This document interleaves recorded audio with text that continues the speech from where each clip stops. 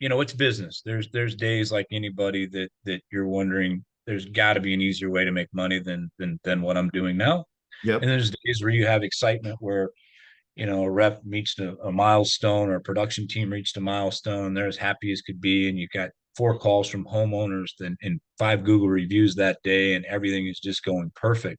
So you have to understand in your mind that there's going to be those days that aren't so good, and there's going to be those days that are absolutely amazing. And you're on top of the world.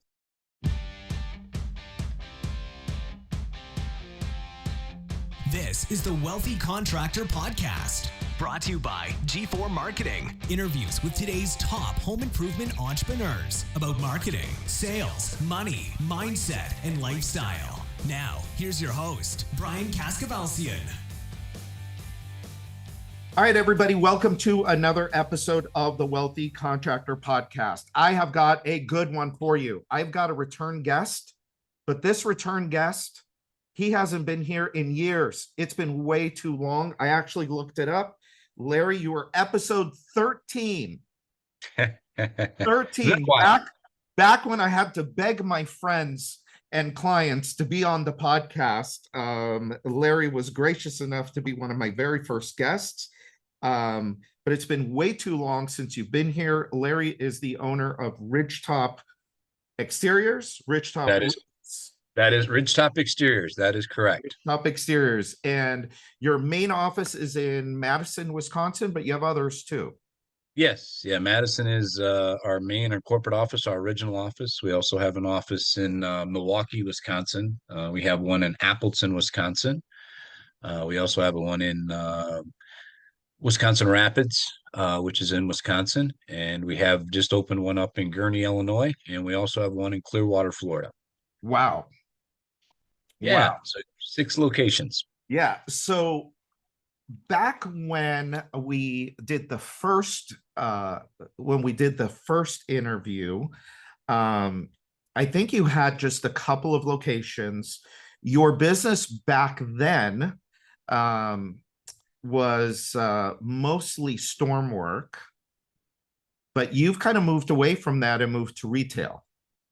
That is correct. Yeah, we probably in that episode we did number 13, we probably had Madison and Milwaukee were our 2 locations. Yeah. And then basically anywhere in the United States that we felt there was a good enough storm, we were traveling and chasing hail and working in different states. So interesting. It's an interesting business model. You don't do that anymore, right? No, we do not chase anymore. Now, obviously, if something hits in the areas we're working in, yes, we'll capitalize on that. But as far as chasing and setting up other locations just for storm activity, we do not do that anymore. Why don't you chase anymore? I think we got too old. No, that was one of the reasons. I mean, it's a lucrative business. I will tell you that. It's a tough business though. And especially with families and as much as we were traveling and all of those things. And then kind of, I guess the final decision we made was we wanted to be more brick and mortar. And that was when we came back and we opened up all the locations, and now we actually have offices with showrooms, and people come here on a daily basis. The sales reps do. They're, kids are in the community, and we're just all local. And that's how we drive our business now, is all we quote unquote call retail business. Yeah. Yeah, and I think the retail business is the good business to be in.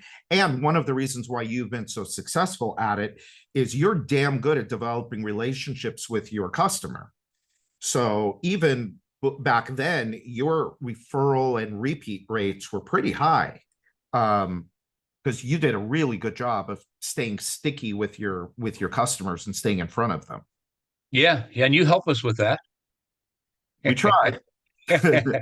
No, it's a real important thing, especially in the retail business. And obviously, there's about 4 different trades we do, from roofing to siding to windows to gutters. And typically we want a customer for life. And so we continue staying in touch with them. We will come out if they want and take a look at the project, even if it's been 2, 3 years later, just to make sure everything is good. And then we have our quarterly newsletter that goes out, the Happy Home Gazette. And then we also do in between there, we'll also do an email um, with probably some of the higher end projects or more difficult projects that we've done in that time period. Just to kind of share with them and give them some ideas of some things that we're doing and some thoughts that maybe they have of some things they want to do at their home as well. Yeah. How many, just to give people a general sense of the scope of the business, how many salespeople do you have between all of the locations? Yeah, between all the locations right now, we're at about 65 sales reps. Cool. How many jobs did you guys complete last year? Last year we did just over 5,000. So you know what's, this is for the audience, but one of the interesting things about Larry is that Larry is one of the how do I say this? One of the biggest companies that you've never heard of. And you like it that way, don't you? Yeah, I'm a little under the radar. I enjoy when I say that, as a company, we celebrate a lot and we have a lot of milestones. But for me to, enter my name into the top 100 contractors or to do things like that, not really my cup of tea. Have been doing a little bit more as I've gotten older, doing some speaking for manufacturers and distributors and things like that. But nah, we kind of do our own thing and we're fine with that. We're okay with that. Well, you won't have to worry about this podcast. There aren't very many people listening to it, so no one's gonna be calling you or knocking on your door anytime soon for out of this. But for Well, the if we 7 or 8 people that are listening, this guy is one of the best operators I have met in this business. And what you've done to grow your company is pretty remarkable. And you've had pretty like measured growth over time. I believe. I mean, what's kind of your philosophy behind growing the business? Yeah, we definitely want growth. We want growth for our employees as well, so you may come in as a project manager or an expediter, and we want to offer you opportunity to grow as well, and be able to supply more for your family, things like that. So we're always looking for growth. We're usually around that 35 to 40% growth.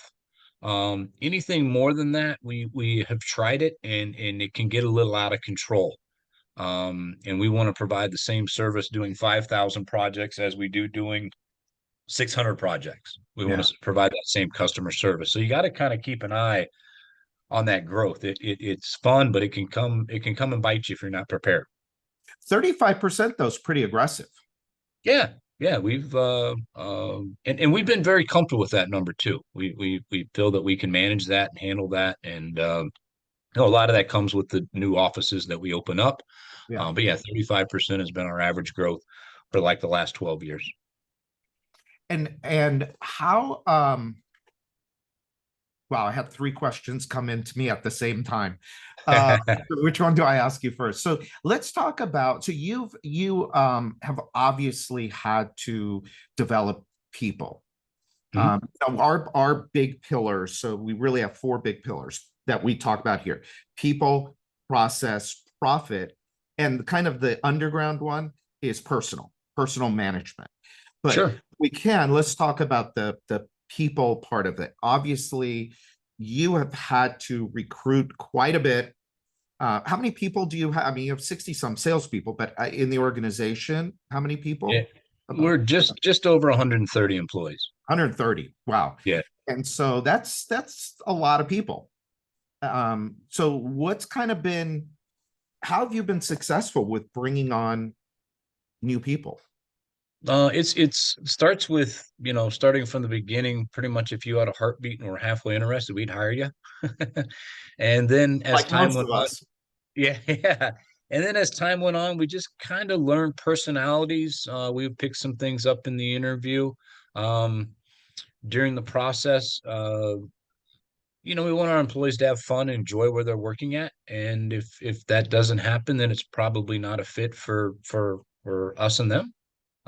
So we're constantly looking at that, challenging people, always challenging, and allowing them to grow as individuals.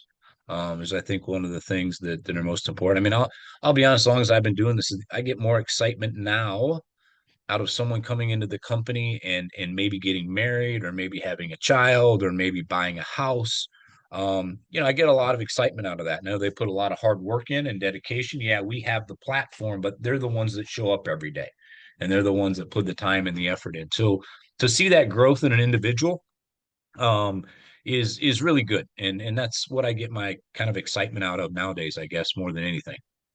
How did you, when you guys were smaller, how did you attract how did you attract good people? I mean, what made them want to come and work at Ridgetop?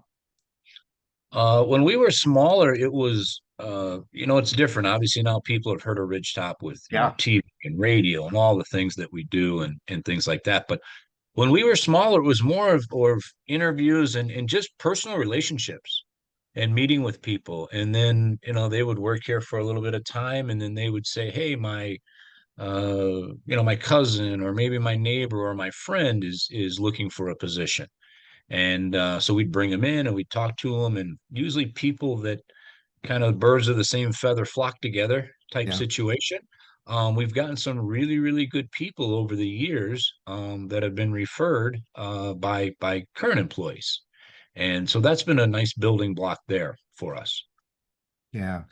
Um, what are some of the mistakes that you see or that you made early on as it comes to people? Because this business is so dependent on people. And Mhm. we got to have people, we got to have people out selling. We have to have people installing. We have to have people doing all the finance and the admin behind the scenes. We got to have all the frontline people that are making leads, that are setting the appointments, that are talking with the customer, on and on and on. I mean, it's so people driven and so people intensive. What do you see as some of the mistakes that people make? Trying to make someone fit that doesn't fit, trying to kind of force it. And then what you end up doing is you end up bending your rules a little bit of how you think things should be, just because if we change this or that, this person would be okay. And you're basically going to spin your wheels in that situation. If it's not a fit now, it's probably not going to be a fit a year from now. Now you've got a year invested in this individual, and now you're starting all back over again from that position. So, and a lot of that is open discussions, with the employees, and we've changed this a little bit because of the amount of employees, but once a month I meet with each individual employee, and we do personal, professional, and financial goals. You meet with them. I meet with them once a month Personal, and professional, financial goals. You review them with, review them. Every really? employee. Yeah. Tell me Every more employee. about that. Well, basically what we do is we'll set that up from the very beginning part of the year. So they'll Okay. write down their personal, professional, and financial goals, depending on where they're at in the company. Their professional goals may be, hey, I'm going to sell 1.5 million and I'm going to maintain a, 36% closing rate. It could be an expediter that basically a personal goal is, hey, I want to obtain 75 5-star Google reviews this year. Some of the personal goals may be is I want to get some of the debt that I have taken care of. So we'll lay that out of what that is, and then we'll put together a plan of where we should be 6 months from now, 9 months from now, a year from now. Are we on target? Do we need to readjust? So you're their Um, coach. I try to be, yeah, I try to be. And I you're, try to be as hold much. on. How many people are you doing this with? Well, that was where we kind of changed this a little bit. Once we got to 135. So when we were at 100, I was doing it there. So I had 100 one-on-one meetings in the month. So I would average about 4 or 5 per day. Wow. And then it got to the point where what we did was we said, here's the situation. This is no longer mandatory. It's volunteer. Okay. And right now we have probably about, I'm going to say mine are just coming up here. I've got 5 of them between now and the 20th. And I'm going to say we're probably about 70 that still stayed on. Wow. for that. Yeah. So this is one of those things that I had no idea you do this. I've heard other people that do this, but this is one of those things where you look at a company's success and you say, damn, no wonder they're so successful.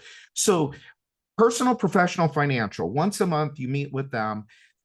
You go over, okay, so we established these are your goals. What does that meeting look like? Are they, it's, and can It's it. somebody that's not as successful as you do that? Oh, anybody can do it. I mean, there's nothing special about, the size of our company, what we've done. It's actually, to me, it's getting to know your employees. Yeah. I mean, I'll be honest, the list comes out sometimes. Give you an example in Florida, there'll be a new employee that comes there, and I have not met that individual in person. I don't know if they're married. I don't know if they have two kids, one kid, no kids. Don't know what their where they grew up. How many brothers and sisters.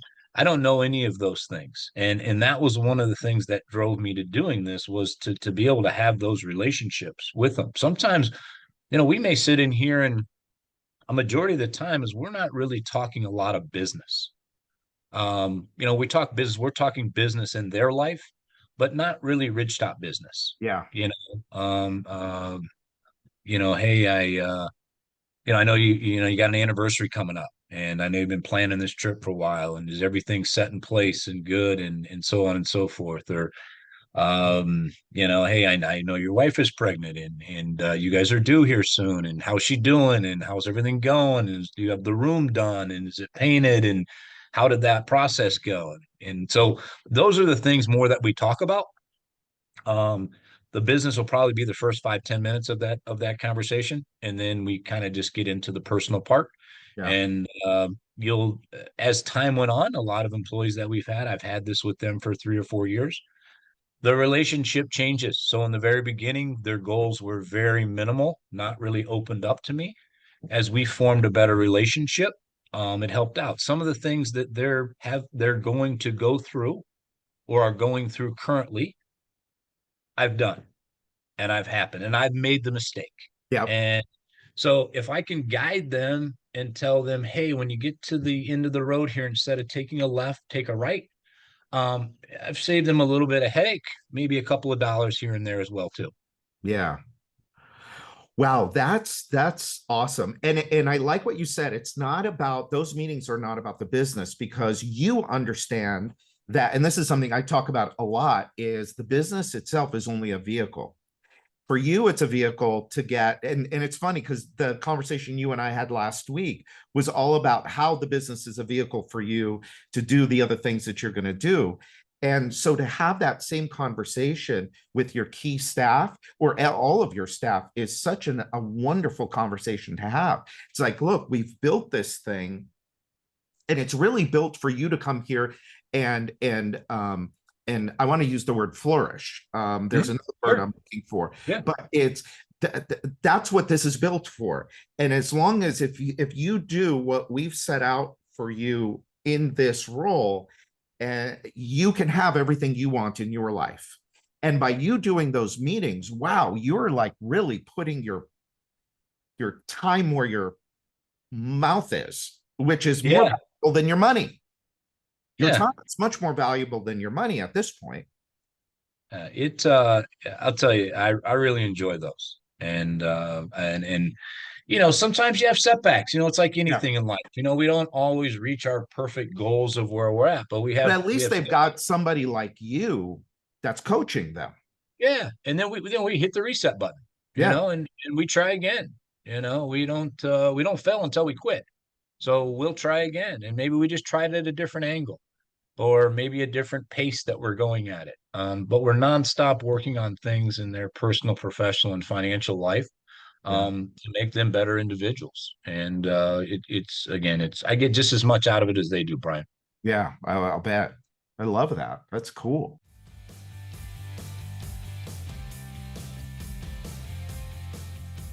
All right, so your team has just completed another project at a customer's home, and of course, they did an incredible job. So what's next? Are they just going to drive away and that's it? I certainly hope not. The job that your team just completed for Mr. and Mrs. Homeowner is only the beginning of the profits that you can get from that one customer relationship. Every single one of your customers should be giving you 5-star reviews, referrals, and coming back for more business. As you know, all of this will lead to bigger profits for you and your business. The problem is every contractor knows they should be doing this. They just don't have a system to make sure it gets executed like it should. That's where G4 Marketing comes in. Our team takes this process off your hands and executes it consistently on your behalf. That way you know that Mr. and Mrs. Homeowner are receiving a thank you from you. They get keep in touch newsletters and emails from you, and when that next opportunity to refer you comes up, your name is at the tip of their tongue. You can get your free demo from my team today. Just give us a call at 305-856-8788, and we'll walk you through what a relationship marketing system could look like for you and your business. That's 305-856-8788. Now let's get back to this week's episode. So,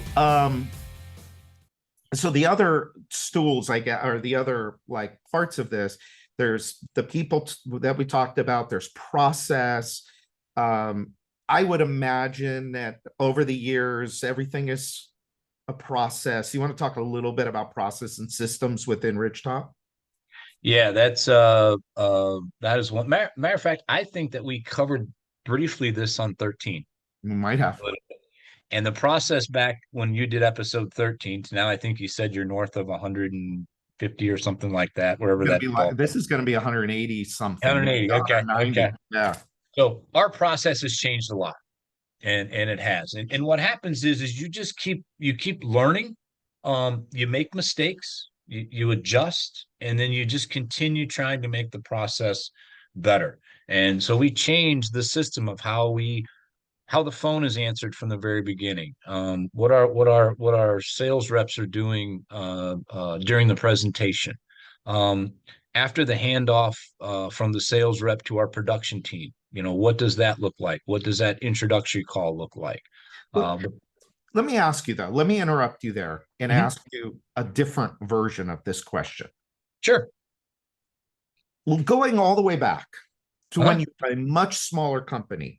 So one of the things I hear people talk about a lot is, well, but we know what the process is, but it's not written out. Well, you and I both know that there's not something, even if it's just a little sheet of paper that says, do this, then do this, then do that. We know it's hard to measure, it's hard to track results, and it's hard to scale that. So back at the beginning, when you were a much smaller company, how did you develop processes? What did they look like at the beginning? Well, they probably look like everybody else's in the beginning. They weren't super developed. They worked together, but then as time went on, what we started doing, just like you mentioning, is we started putting every step into place that should happen during the process. The great thing about that is at the end, if we tripped a little bit or stumbled a little bit, we can go back through all of the processes and we can find exactly which one we didn't do that caused that issue. So then obviously we'll go back, we'll review that job. We'll say, oh, right here from sales to expediting, this handoff here, the call didn't happen. And the homeowner was expecting one thing and we didn't convert that to the expediter. And we got in the middle of the project and here was the question that came up. If we would have had that call and reviewed the job, we would have handled that already in the beginning instead of the middle of the process of the build, which set us back a little bit. We got through it, but here's a little stumble that we had. Yeah. And then as you keep discovering those, you think you get everything figured out, Yeah, and then you discover how we can provide better customer service, and a better experience for the customer. And then you'll add a little bit, or you may say, this was our process, but this is a better way to do it. And then we'll change that process that's a better way for everybody. Yeah. A lot of people get hung up on, well, I don't have time or I don't have people. So why do I need processes? How did you find the time? How did you get the Well, process uh, started and documented. here's a very good point on that. Okay. So people like, we don't have the time to do this. Really, in the future, you don't have the time to lose to not do this. Ooh, So say you, more. yeah, you will buy yourself so much time Yeah. and less headaches from putting the time in now. And the process could be very simple. You could just take a piece of paper, and you're talking about a process, and you might write 5 things down that would make that process better. And you may start with those. And then once people start working on those processes, you'll find out your fellow employees will start adding to the process. Hey, this wasn't on there. Hey, this wasn't on there. So now you've got everybody that's bought into the process, and then everybody's trying to improve it. And everybody wants to put their twist or spin on it, I guess you would say, Yeah. to make it smoother and easier. But again, the process will buy you so much more time and so much less headaches in the future that you got to put something together. And even if you just start with 4 or 5 things in a process, get that in place and start working on those, it will automatically build on itself. So one of the, I'm so glad you brought that up, because I think one of the hardest things for people to do in any business, whether it's this, the home improvement business or any other, is for the owner to stop doing, I call it the thing, whatever the thing is. So Sure. the case of roofing, it's either selling roofing or installing roofing. It could be both, but yeah, an owner should not do that after a certain amount of time. You may do it for the first few months, but after that, and people will just be like, well, but how do I stop doing that? How do I bring on people? I don't have the time. I can barely do this and I can barely do that. But based on, and this is, and what we tell them is a variation of what you just said. Well, take the time to put it together now, but then now you could leverage yourself so that you're not running leads. You're putting people in place to run leads. Isn't this kind of like how you built your company? Yeah, that's exactly how it is. And I'll tell you with that, we'll give a little defense to them because I was in this same boat.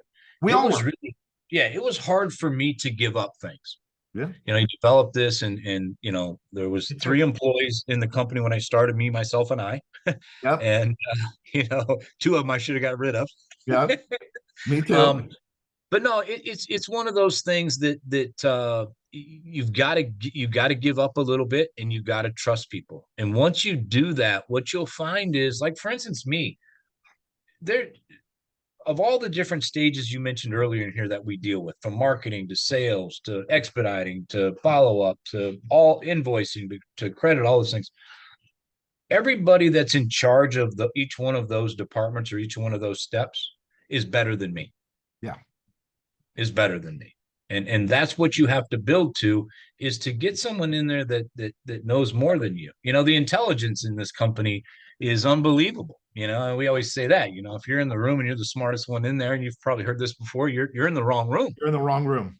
You're in the wrong room. Not a room I want to be in. Yeah. Yeah. So that's the thing. So just giving people the ability, there are going to be mistakes made. I mean, it's going to happen. That's just human nature. We make mistakes. We all do. No one's perfect.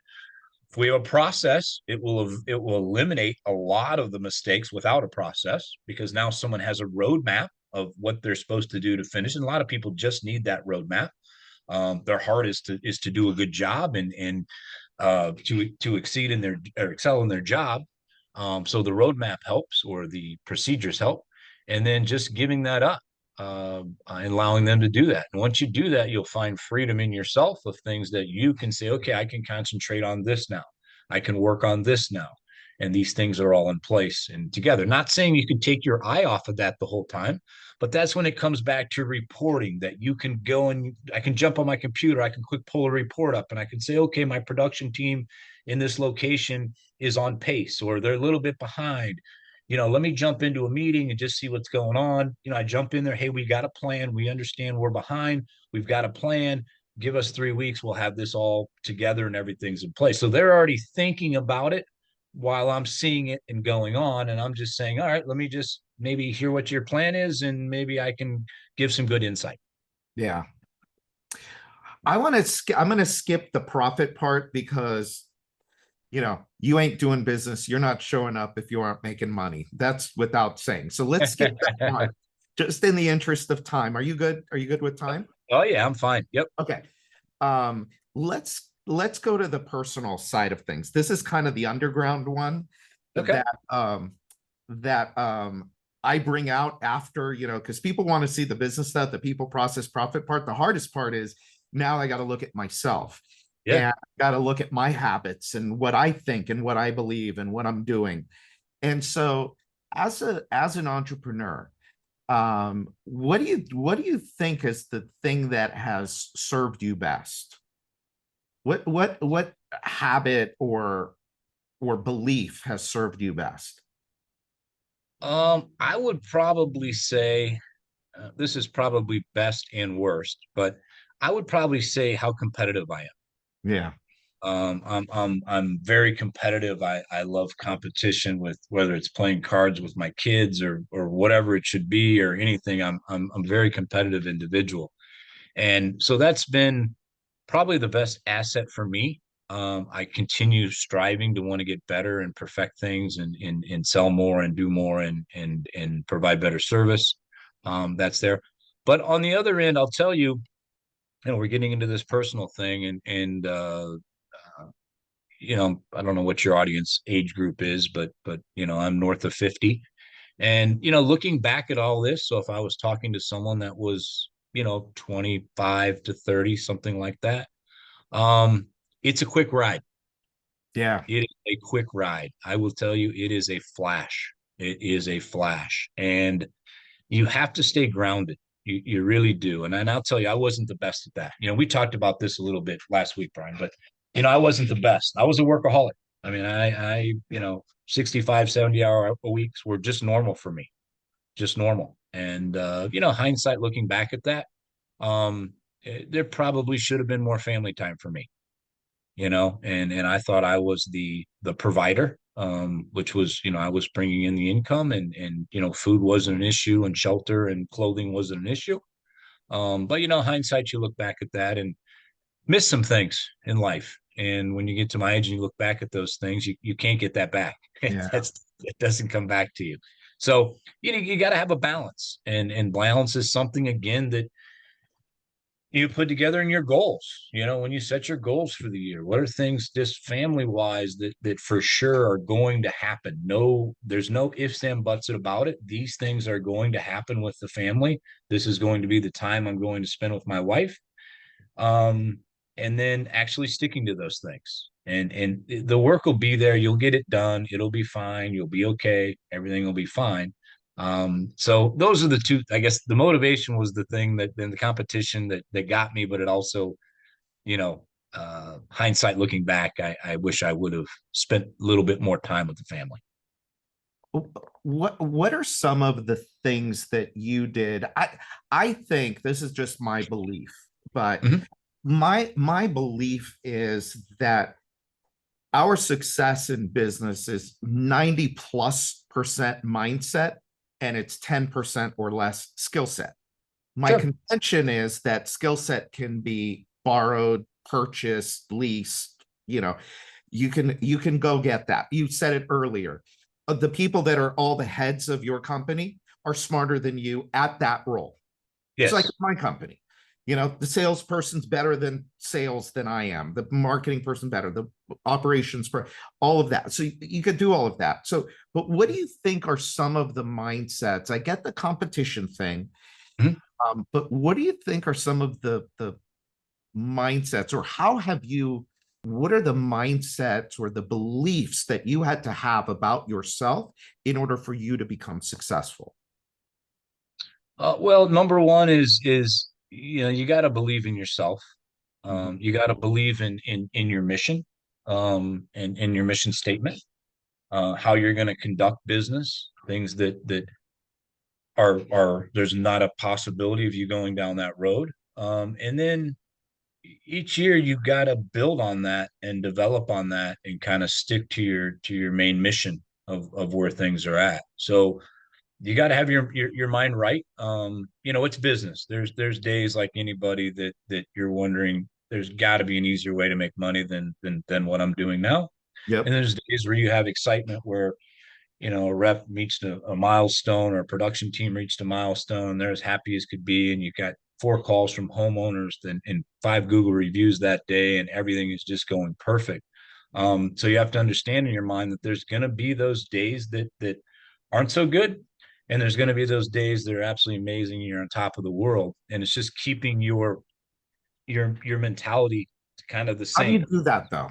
How do you keep when things are going bad, when you're having one of those bad days or a bad week or a bad month? How do you stay up? How do you stay focused on the end goal? Because it's a marathon. It's not just a race. So there's 12 months in the year. There's 120 in 10 years. And you've got to realize that you can't hit home runs every time you get to bat. Not going to happen. You're going to strike out. Some of the best home run hitters, if you look at their strikeouts, it's a tremendous amount of strikeouts. Yeah.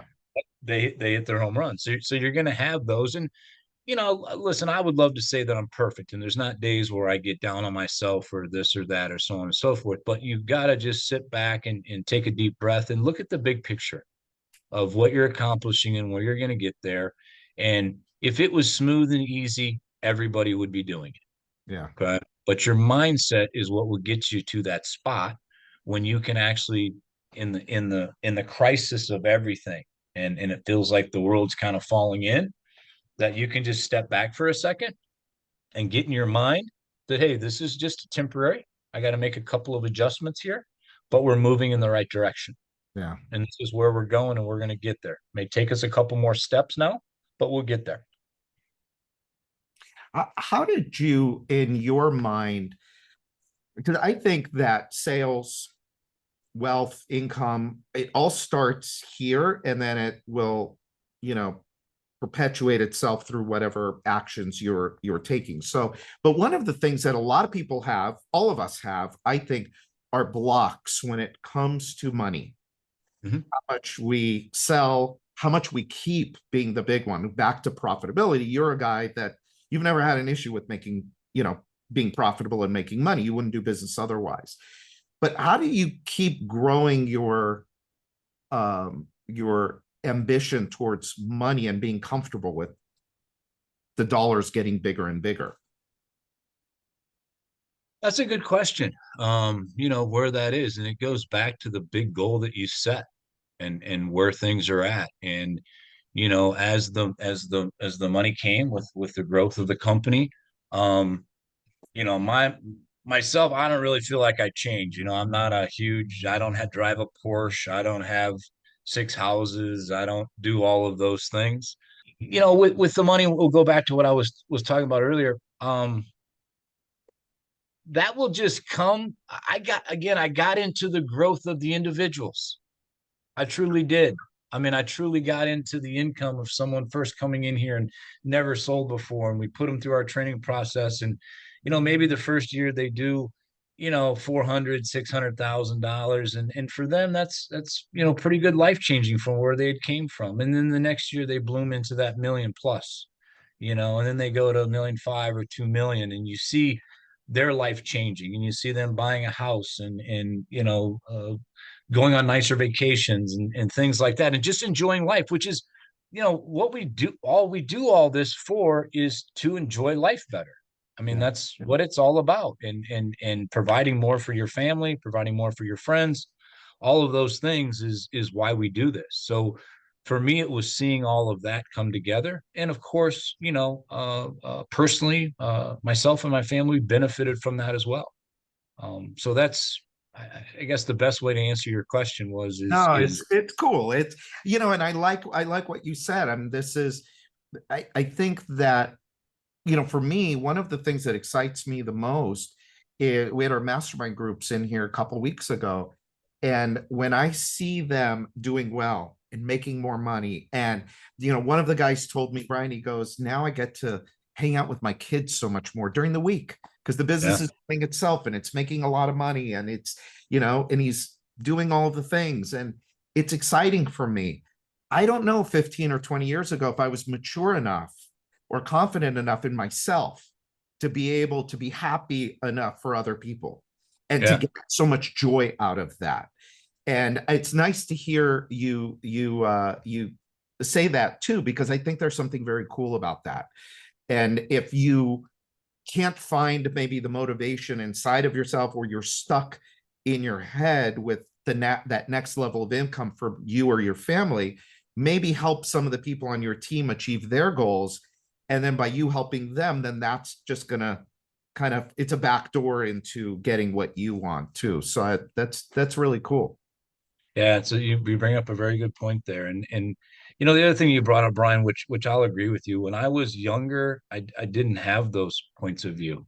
I didn't look at that as much as what other people were doing that you surround yourself with. But all of these people help build this company, and there's no way it would be here without them. Owe a tremendous amount to them and their dedication and hard work to it, and to see them prosper as well through this has been great. It's been one hell of a ride.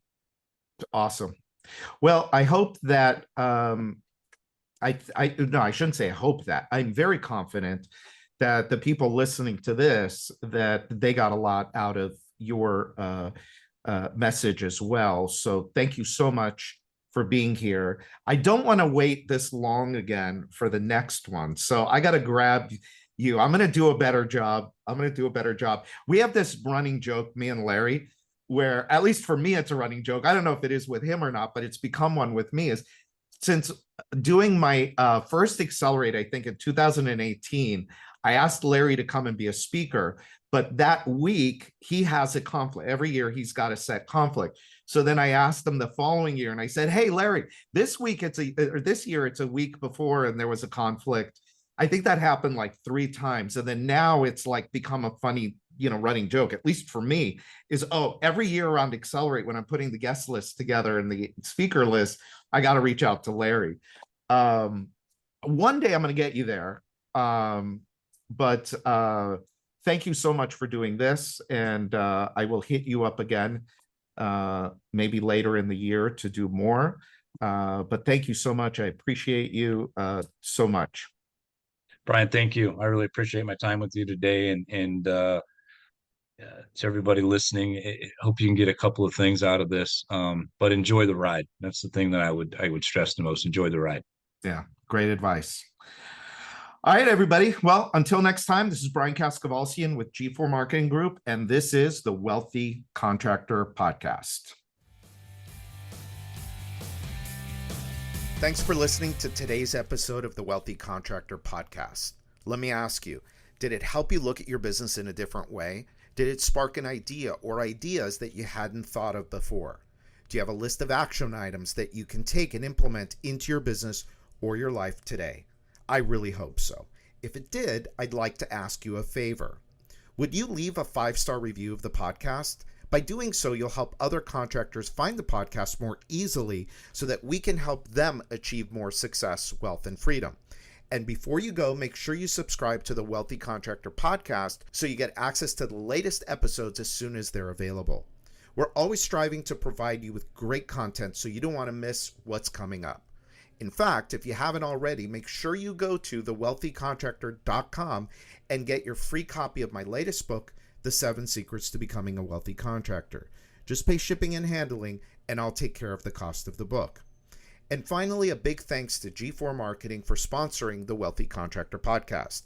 For over 12 years now, G4 Marketing has been the secret back office relationship marketing team for hundreds of home improvement and home service businesses just like yours.